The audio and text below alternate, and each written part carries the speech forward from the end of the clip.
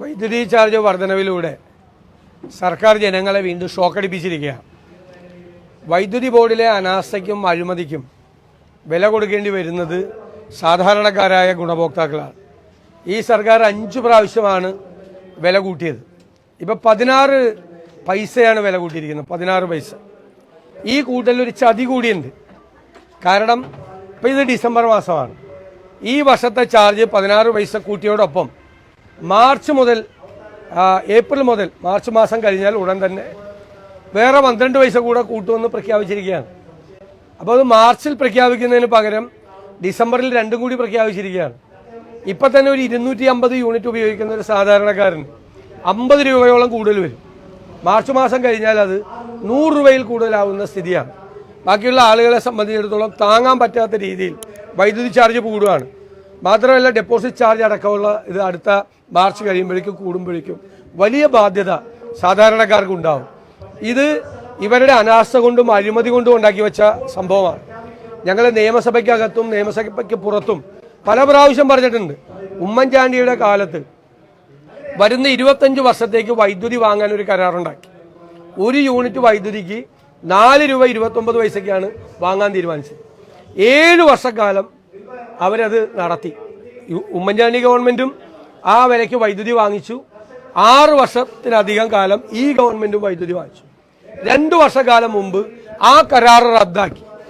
ഇത് 1 യൂണിറ്റിന് 4 രൂപ 29 പൈസയ്ക്ക് വൈദ്യുതി 25 വർഷത്തേക്ക് വാങ്ങിക്കുന്ന കരാർ റദ്ദാക്കി. എന്നിട്ട് കരാർ റദ്ദാക്കിയിട്ട് എത്ര രൂപയ്ക്കാണ് വൈദ്യുതി മേടിച്ചത്? 1 പൈസ കുറച്ചല്ല മേടിച്ചത്. 6 രൂപ മുതൽ 12 രൂപ വരെ വൈദ്യുതി വാങ്ങിച്ചു. 4 രൂപ 29 പൈസയ്ക്ക് 1 യൂണിറ്റ് വൈദ്യുതി മേടിക്കാനുള്ള കരാർ റദ്ദാക്കിയിട്ട് 12 രൂപ എന്ന 3 ഇരട്ടിക്ക് വരെ ഇവർ വൈദ്യുതി ചാർജ് വാങ്ങിച്ചു. അതായത് ഒരു ദിവസം 15-20 കോടി രൂപ ഈ വൈദ്യുതി മേടിക്കുന്നതിൻ്റെ അടിസ്ഥാനത്തിൽ മാത്രം വൈദ്യുതി ബോർഡിന് നഷ്ടമുണ്ടായി. അധികം തുക ചെലവാക്കേണ്ടി വന്നു. അതാണ് വലിയ ബാധ്യതയിലേക്ക് പോയത്. UDF ഗവൺമെൻറ് അധികാരത്തിൽ നിന്ന് ഇറങ്ങുമ്പോൾ, അധികാരത്തിൽ ഉണ്ടായിരുന്ന സമയത്ത് വൈദ്യുതി ബോർഡ് ലാഭത്തിലാക്കി 20 പൈസ കുറച്ചു കൊടുത്താൽ അതുവരെ ഉണ്ടായിരുന്ന വലിയ കടങ്ങളൊക്കെ കുറച്ചു കൊണ്ടുവന്നു 1000 ചില്ലാൻ കോടി രൂപ മാത്രമാക്കി കടം. 2016 ഈ 2024 ആയപ്പോൾ കടം 1083 കോടി രൂപയിൽ നിന്ന് 45,000 കോടി രൂപയാക്കി വർദ്ധിച്ചു. എന്തുകൊണ്ടാണ്? ഈ ബാധ്യതയാണ്. അപ്പൊ കരാർ റദ്ദാക്കിയിട്ട് അദാനി കമ്പനിക്ക് കൊടുക്കാൻ വേണ്ടിയിട്ടാണ് അന്ന് ധാരണ ഉണ്ടാക്കിയത്. അദാനി കമ്പനിക്ക് അവസാനം അത് റദ്ദാക്കി, കരാർ റദ്ദാക്കിയ നടപടി റദ്ദാക്കി. അപ്പൊ അവര് കേസിന് പോയിരിക്കുകയാണ്. മാത്രമല്ല ഒരുപാട് പദ്ധതികൾ വൈദ്യുതി ബോർഡിൽ കൊണ്ടുവന്നതെല്ലാം അഴിമതി നിറഞ്ഞ പദ്ധതികളായി മാറി. ഇതിന്റെ എല്ലാം പാപഭാരം ചുമക്കേണ്ടി വരുന്നത് സാധാരണക്കാരായ ആളുകളായി മാറിയിരിക്കുന്നു എന്നുള്ളതാണ് ഏറ്റവും വലിയ സങ്കടം. ഈ വൈദ്യുതി ചാർജ് കൂട്ടിയതിന്റെ ഉത്തരവാദിത്വം പൂർണ്ണമായി വൈദ്യുതി ബോർഡിനും സർക്കാരിനും ഉള്ളതാണ്. ജനങ്ങളെ വീണ്ടും വല്ലാതെ പ്രയാസപ്പെടുന്ന ആളുകളെ വീണ്ടും ഷോക്കടിപ്പിക്കുന്ന ഈ പരിപാടി ഇത് പിൻവലിക്കണം എന്ന് ഞങ്ങൾ ശക്തമായി ആവശ്യപ്പെടുന്നു. കോൺഗ്രസും UDFും ഇത് പിൻവലിക്കണമെന്ന് ആവശ്യപ്പെട്ടുകൊണ്ട് ഞങ്ങൾ സമരമുഖത്തേക്കാണ് പോകുന്നത്. രണ്ടാമത്തെ കാര്യം, ടീകോം കമ്പനിയുമായി ബന്ധപ്പെട്ട് ഞങ്ങൾ ഉന്നയിച്ച ഒരാക്ഷേപത്തിനും മറുപടി പറയുന്നില്ല. ടീകോം കമ്പനിക്ക് നഷ്ടപരിഹാരം കൊടുക്കാനുള്ള എന്ത് പ്രൊവിഷനാണ് ഈ എഗ്രിമെന്റിലുള്ളത്? എന്തിനാണ് ടീകോം കമ്പനിക്ക് ഇത് കൊടുക്കുന്നത്? ടീകോം കമ്പനിയാണ് ഗവൺമെന്റുമായിട്ടുള്ള എഗ്രിമെന്റ് പാലിക്കാത്തത്. എഗ്രിമെന്റ് പാലിച്ചില്ലെങ്കിൽ അവരിൽ നിന്ന് തുക ഈടാക്കാനാണ് എഗ്രിമെന്റിലെ വ്യവസ്ഥയുള്ളത്. എന്നിട്ടും വീണ്ടും അവർക്ക് പണം കൊടുക്കാൻ വേണ്ടിയിട്ടുള്ള തീരുമാനം എന്താണ്? UAE ഗവൺമെന്റുമായിട്ടുള്ള ബന്ധം മോശമാകേണ്ടെന്ന് കരുതിയിട്ടാണ്. ഇതൊക്കെ ആരോട് പറയാൻ കൊള്ളും?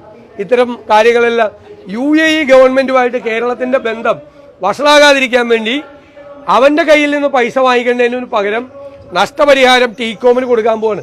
അഴിമതിയാണ്.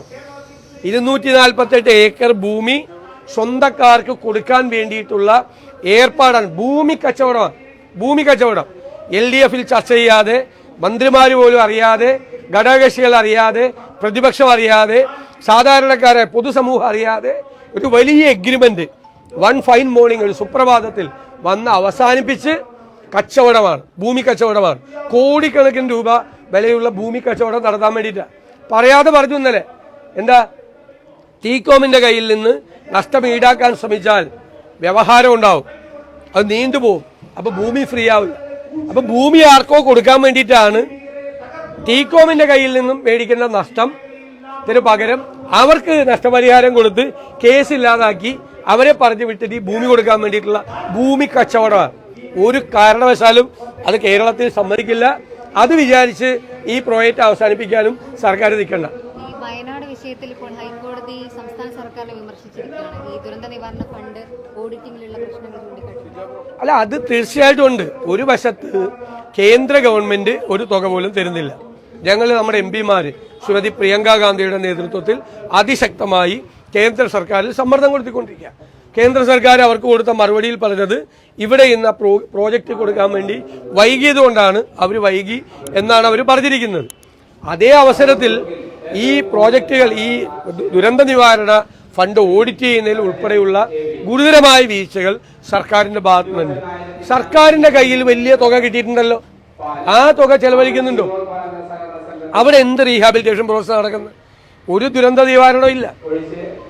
വീട് കൊടുക്കാൻ ആളുകൾ റെഡിയായി നിൽക്കുന്നു. 1000-ഓളം വീടുകളാണ് ഓഫറുള്ളത്. ആ വീട് കൊടുക്കാൻ സ്ഥലം സർക്കാർ തരുമെന്ന് പറഞ്ഞു. സ്ഥലം കൊടുക്കാൻ ഇത്ര മാസമായിട്ട് സർക്കാരിന് പറ്റിയിട്ടില്ല. അടുത്തെങ്ങും പറ്റുമെന്ന് അറിയില്ല. അപ്പൊ ഈ ആളുകൾ എവിടെ താമസിക്കും? ഈ വാടക വീട്ടിൽ തന്നെ താമസിക്കുമോ ഈ ആയിരക്കണക്കിന് ആളുകൾ, കുടുംബങ്ങൾ? അപ്പൊ അവർക്കുള്ള വാടക ഗവൺമെന്റ് കൊടുക്കുമോ? അവരുടെ ജീവിതം എന്താണ്?